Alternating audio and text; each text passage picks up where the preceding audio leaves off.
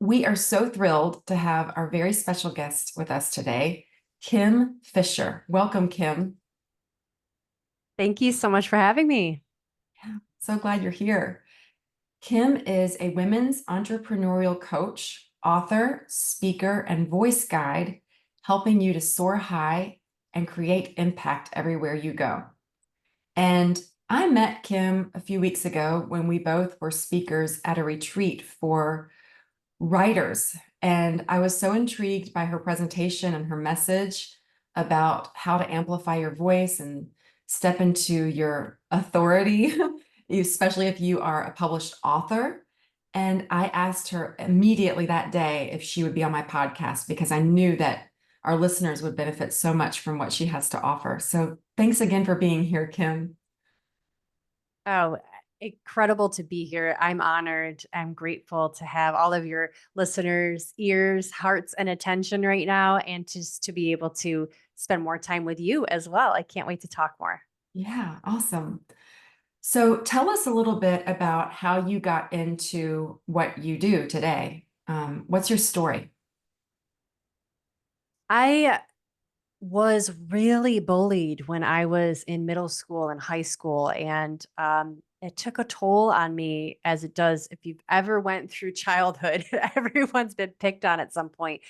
I had excessive bullying, and there was a lot of moments in my life where I'd be sitting in the social studies classroom, waiting and waiting for the clock to tick down to the time, anticipating where I'd have to leave the classroom, and there would be a group of girls out there wanting to beat me up. That was a consistent thing because I was different. I dressed differently. I spoke differently. I was kind of a weird kid too. But having that pressure of people waiting to do harm to me wreaked havoc on my nervous system to the point where I just stopped being who I was. And that continued. And I ended up attracting really awful friends that were toxic in high school. And it just further reinforced me shrinking my light. And that was reinforced yet again in a 9-year marriage that ended about 5 years ago. And I married into this very intellectual family. And nothing wrong with intellectualism. I have my master's degree myself. In fact, that my ex-husband encouraged me to go back to school. But I found through that family that there was a real disconnect between the mind and the heart. The mind was superior. And that reinforced that if I had big feelings, I couldn't show them.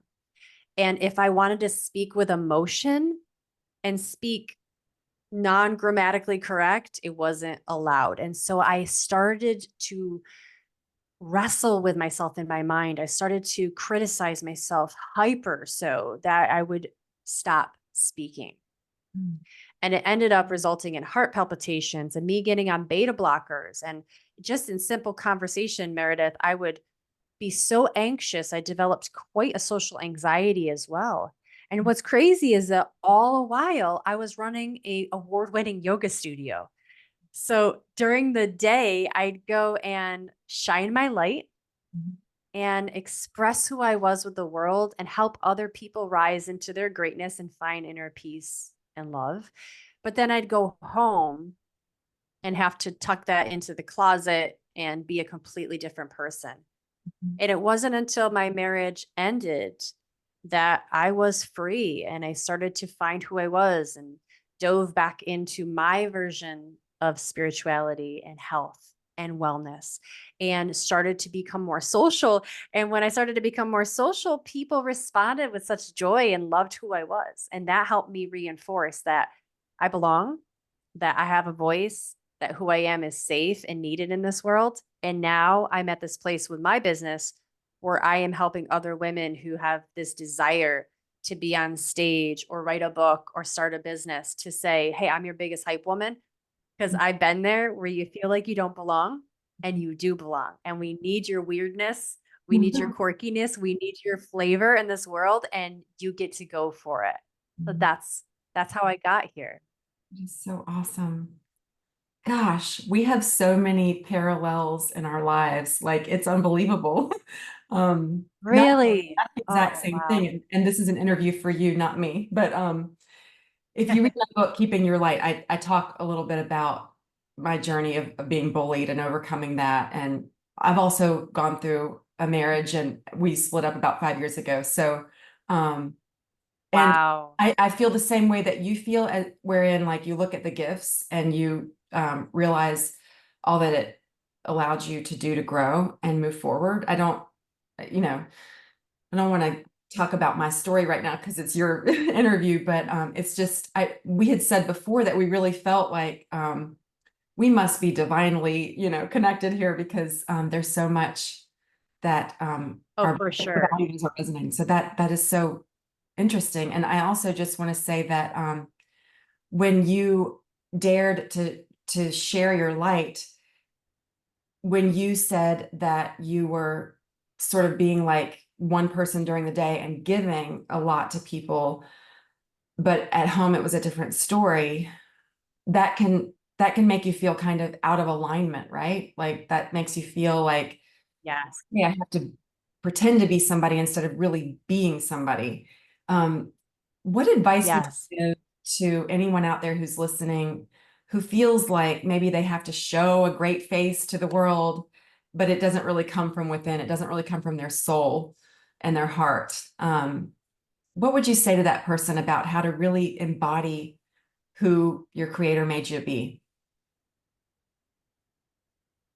I think there's always going to be this space that we've got to step into where we first are being mirrored back Mhm. that things are out of alignment. And so, my first piece of advice is be willing to be uncomfortable for a little bit in your life because there are big lessons there. And this is where doubling down on your spiritual practices, your somatic, your breath work, your meditation, and hanging out with really solid, positive people will help you weather the storm, so to speak, because things might not change around overnight, but you do not need to wait for your external circumstances to change before you do. And this is where what you do while no one's looking, what you do behind closed doors will make all the difference. I mean, I remember there is a particular morning when I was about to go to yoga class and I was with my ex-husband and I invited him to come and it felt like that one last time I was inviting just to be like, are you sure you don't want to do or join in on life with me? And are you sure you just don't want to try? Yes. And his answer, yeah, you experienced that too. I didn't mean to interrupt you, but yes, I know that feeling very well. Like, oh, come on. Yeah. So, Yeah, and it's like I almost knew I didn't need a yes, but I wanted to be nice and extend one more try. mhm, And there was a couple other big things that happened after that moment, but I realized that right then and there, I had to do it for me. mhm, And that if anything was going to change, it was because I was going to change. And so there has to be a little bit of a separation where you take almost this radical responsibility for who you're here to become and grow into. And even though, right, even though it's uncomfortable right now, have that faith, double down on your version of spiritual tools to strengthen your light inside mhm, because there will be a moment where the last straw will drop. There will be a moment where there's a crack in the window and suddenly you can feel the breeze on what's on the other side. And you're going to be asked to move into big, scary spaces like divorce or getting on stage or telling your story for the first time. And you need to be practiced in, I don't say ready, like, I don't believe you've got to be ready, but I think you need to be resolved.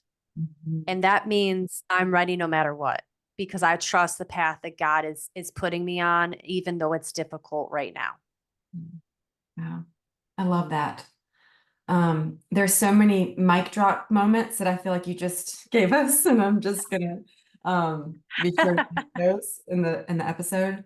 Um, Oh, beautiful. I'm glad. I'm glad. yeah. You're bringing it out of me, Meredith. You're bringing it out of me. I love it. Awesome. One of the things that I notice about your light on Instagram is how refreshing you are because there's so much out there. There's so much noise and people in your face telling you what to do or advertising things. And I feel like what you give is just something that I don't really see very much of. I'd love to know your process for whether it's posting on Instagram or speaking or sharing in any way, even on this podcast right now. How do you sort of prepare to share? Like, is it spontaneous? Is it planned? Is it sort of divinely led or mixture of all of it? How do you, when you're shining your light, how do you fuel that light so that you really show up with all of that beautiful energy that you have? I used to be so spontaneous, and I'll speak about that in a moment because my spontaneity is rooted differently now, if Mhm. that makes sense. Yeah. So I'm really good at imitating people. Hmm. And I love this question that you're saying. I love how different you are. And I appreciate that so much. That feedback is everything to me because it took me a while to really get to this place at almost 42 years old where I can stand convicted in who I am and not care if you don't like me or not. But this is who I am, period. So I can imitate people really well, which I think is some type of weird gift in and of itself because I can study other people and I can feel what it's like to be them. I don't know, maybe I should have been an actor. Probably should have been an actor, but what I never learned to do though was separate from Hmm. that person. So for a while, I would carry almost the residue of a person that I admired, or a coach or a teacher, and then my programs, my Hmm. offerings, even my voice Hmm. would carry right a residue of them. And I now know that to have longevity and to bring forward products and services into my business, Hmm. to stand on stages, digital like this and actual in person, and say something different, Hmm. not just for the sake of being different, but saying something different that is authentic, that magnetizes the right people and pulls them into my ecosystem is really about me being inspired by the world, but then having a period of time where I tune out the world and let it wash and rinse and repeat through me and my ecosystem. Because the end product is something that is different, that the world's never seen before. And also steadfast in my body and my bones, where I can stand convicted that, yes, this is 100% really important and powerful. I'll give you an example just to ground it. I have a program called the Voice Lab, Hmm. and it's a 4 week container that brings people to the place where they're stage ready in 4 weeks or less. And right now it's just digital. It's going to be expanding into something else a little bit different down the road. But I have never felt so confident about a service before because it came from my channel. Hmm. And the idea came from watching other people speak and get on stages and me seeing how painful it was for them. Hmm. And then going, I've got to help women feel more confident. Hmm. I could have taken action right then, right? But I decided to apply the discipline Hmm. and the discipline of holding up for just a second, pausing, breathing, letting it wash through my body, letting it process itself like a piece of coal under the pressure and time of a mountain. You'll have something very different at Hmm. the end of a process, the creative process, if you just tune out the world for a bit Hmm. and let yourself marinate on what wants to come through. And I don't think people give themselves that time Hmm. because there's such this rush and hurry and FOMO. Mhm. So I've had to learn, and it's hard for me, Meredith. It is hard when I get the intuitive hit. Mhm. Now I know the difference between an amateur and a pro is I'm willing to wait 1 or 2 more days Mm.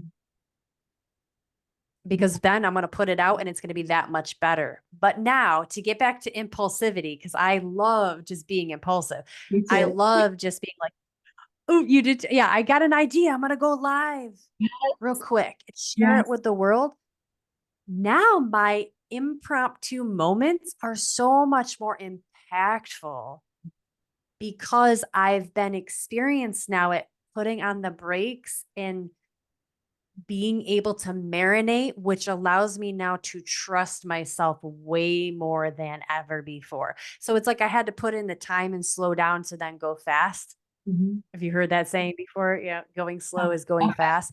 yeah, So so true right now. yeah, Yeah. This for day and age. sure. Yeah. Yeah. It is. So it's really a process of, are you willing to put the phone away and disappear and be unrecognizable on the other side of it? And that's scary, I think, for people, but the end result is you're going to trust yourself more. You're going to connect with your people that you're meant to work with on a whole other level. And Meredith, we repel the people, right? When we decide who we're going to be, and we decide that we're going to do it differently, and we decide that we're going to take the time it takes, we will emerge someone who repels people. And that's an important point too. You're not meant to work with everyone. Yeah.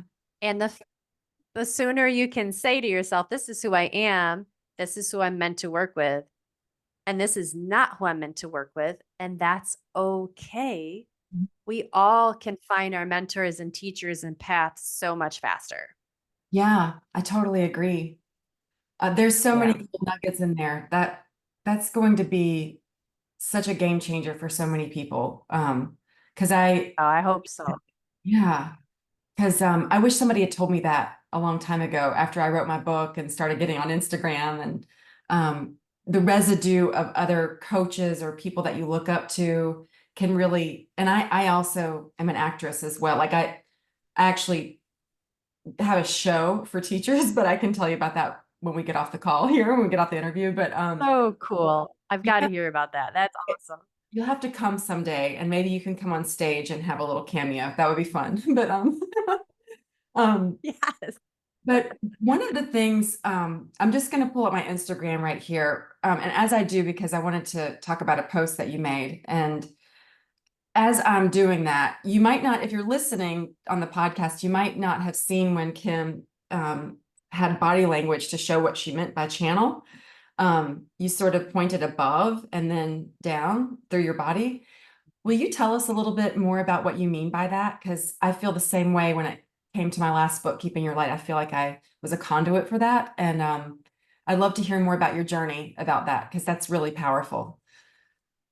Absolutely. Thanks for bringing that up. Yeah.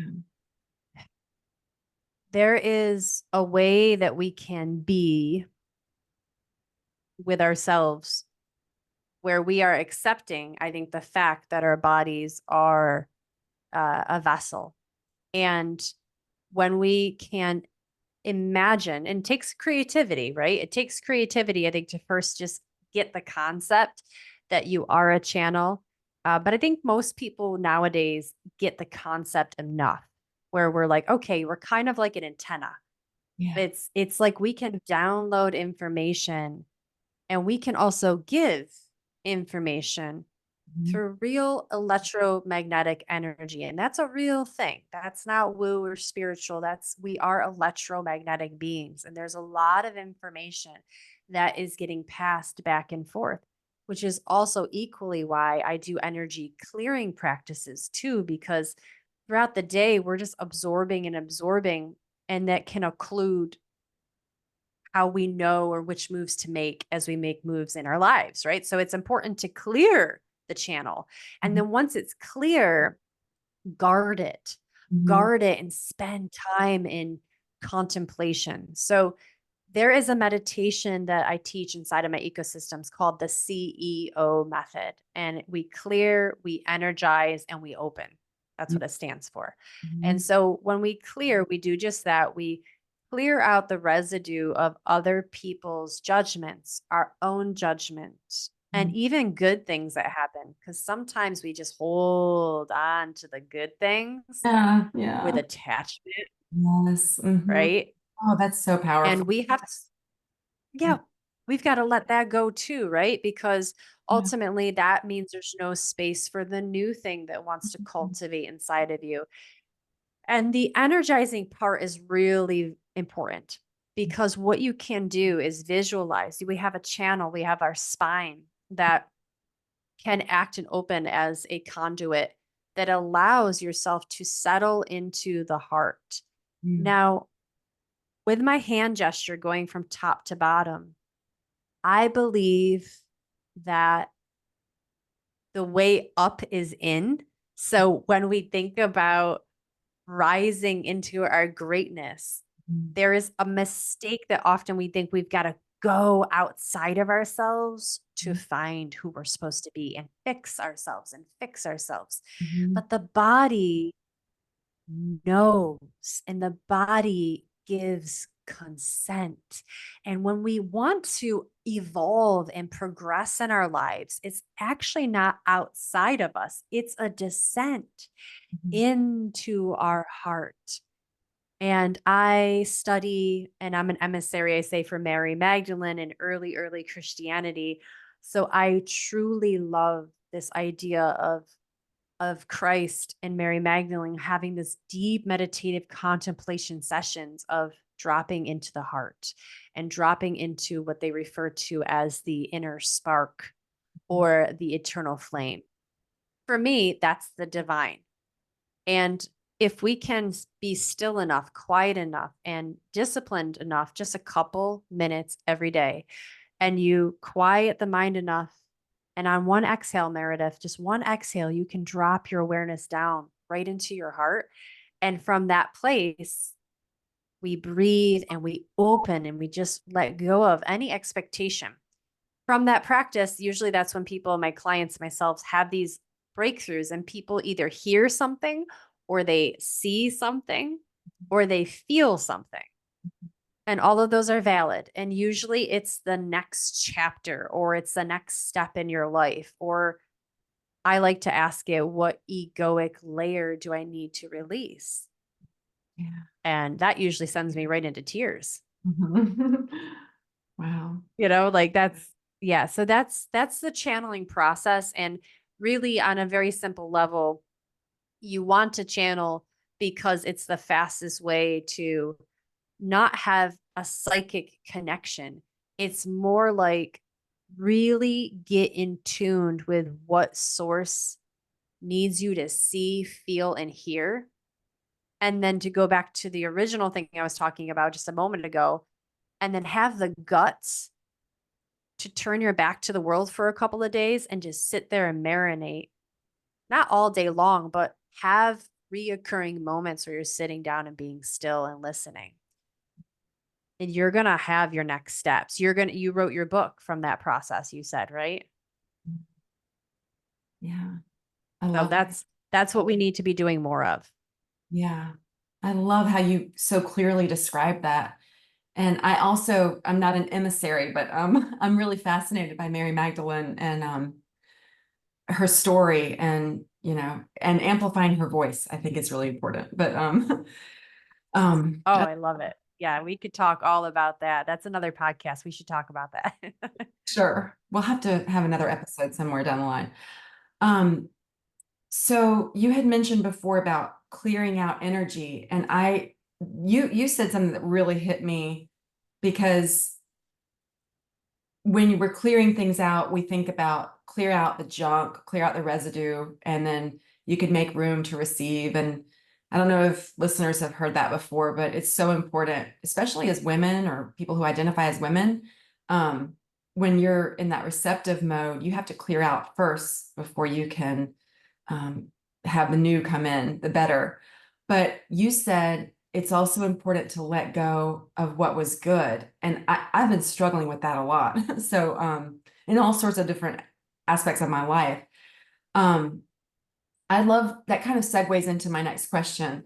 Um, because your reel that I commented on because it resonated so much that I wanted to, you can see on, if you're watching online, you can see um, that Kim posted a reel and it was just a simple reel, but I loved it. It says, the cheat codes to being a confident speaker. And I feel like the word cheat is really not the right, I mean, it's a great word, but it's basically, like a simple way of putting it. Number one, radical self-love. Number two, practice being alone to hear source. Number three, top-notch self-care habits. Number four, zero gossip. And number five, stop drinking alcohol. And I love that one because I'm just going to share openly. I've shared before on another podcast that I just celebrated 16 years of no alcohol, of continuous sobriety over the years. And I didn't do it by myself. It was a higher power greater than myself and a lot of other supportive people. But would you care to share a little bit about what inspired that? And as far as your daily routine, we had mentioned, clearing out the negative. Is there anything specific that you do each day that you'd like to walk us through to help us be more successful when it comes to elevating our energy and amplifying our light and our voice and shining our light? Yeah. So first of all, congratulations on 16 years. That's incredible. Thank you so much. That's incredible. Thanks. My morning practice used to be really, really strict. And this is something that kicked off where I am now. So I would say 100%. If you're someone who is struggling with finding time in the day with all of your responsibilities to get to your passions, then you have to at some point face the music. And for me, it was sleeping in yet again, and hitting that snooze button. And a little voice said, I, Kim Fisher, agree to defer on my dreams and goals one more day. And it's like this little cartoon character just came down and dropped a little box. And I just like, she, like, yes, I agree. I agree to defer on my dreams and goals one more day. And it hit me finally on one morning. I said, I can't do that anymore. I actually don't agree to do that. I don't consent. Great. And I decided, yeah, that I gotta get up. I gotta make time for me and move past the complaints of Mhm. my mind. And that was getting up early. And that's where the radical ritual method was born. That's one of my signature somatic and energetic practices that I teach inside of almost all of my courses. If you do high level courses with me and have that proximity, we're always moving our body. And we could talk more about that too if we've got the time. But so I just said, okay, I'm going to do it my way. I'm not going to go to the gym. I'm not going to unroll the yoga mat because I did that for 20 years and it got me to this place where I don't want to have a morning ritual. So I'm going to do it my way. I'm going to have fun. So I put on music. My hair was messy. I didn't even brush my teeth yet. I had coffee and I would just dance in my kitchen and I would visualize how the day was going to go and visualize my membership and people joining and then visualize the upcoming event and people signing up for that or whatever I had going on. I would give myself permission to just see the best case scenario. And then here's the important piece. It's not enough to just visualize it. You've got to feel it. When we feel and we allow our emotions to take hold, it signals to the brain that pay attention, this is important and has significant meaning in our life. And then there's a reason that the feeling is important, and it has to do with motivation, because there's parts in our brain that when it feels high intense emotion, it'll start to wire neurons even faster, that research shows us. And then once you have neurons that have wired faster for a dream and a feeling, you will start to act as if those things have already occurred. So you get to speed up, you get to collapse time and act like that person now. And so I started to see that just as a result of dancing in my kitchen. And this is where I left within 3 months. I left my full time job. I reopened my yoga studio because literally Source told me to. That was in a channeled session. Mhm. And then within 1 year, though, I did have to close that studio, but that's what helped me launch my digital platform and everything I do now, which is helping people to find their business, rise into their power, and never back down. So the morning ritual for me has stopped though. So you asked me, what do I do now? Now I have a very different relationship to my morning routine. And just to quickly say it, I I want to say though, I've worked hard to get here to where I can have any morning routine I want. Mhm. I wouldn't recommend that. I had to cut my teeth. I had to get to a place where I was disciplined enough to, well, now I don't have the 9 to 5, Meredith, right? So I can do my morning ritual later in the day if I want. Mhm. But it always consists of reverence. It consists of opening myself up to possibility. And there's a somatic movement always. I have these specific power poses that I do. There's breath work that I do. And I don't negotiate anymore. I get that in at least once or twice every single day. But as far as the time of the day, I kind of roll out of bed and do it 10 o'clock, 9 o'clock. If I don't have a podcast, I'll do it before the podcast. Yeah. But one thing that's consistent too, and I'll add this for your listeners or your watchers, is make sure it works for you. The one that you need to be doing, the morning routine, the afternoon routine that is going to change your life is the one that you consistently do. So do not be afraid to make up your own thing. Do not be afraid to just throw on some rock and roll music. Is Mm. it AC/DC? Do you want to listen to the Eagles? Are you a Beatles fan? Like, just get to it and start experiencing joy, because the sooner you experience joy Yeah. repetitively, the sooner you're going to rise into your greatness and really keep and own your light. Yes. Yes. That's so cool. There's so Thank many, you. again, there was just so much in there. This is going to be such a fantastic episode. You have written a book, and I am really excited that you have done that because I can't wait to read it. Will you tell us a little bit about the book that you recently published? Thank you so much. Yes, I can't wait for you to read it too. It is called The Voice of Victory. Yes. And The Voice of Victory, it's an ebook, and it is one of, I can already feel the next one brewing inside of me. Mhm. But the story of how it came to be written Mhm. is pretty fascinating and speaks to the point of getting in the room with amazing women Mm. and trusting who you meet Mhm. and just saying yes when you're lit up. Because I had on my big vision board for 2 years, write a book, write a book, write a book. Yeah. But it wasn't until I was speaking on stage in New Jersey just this past June, I think it was. And in the room was Latasha.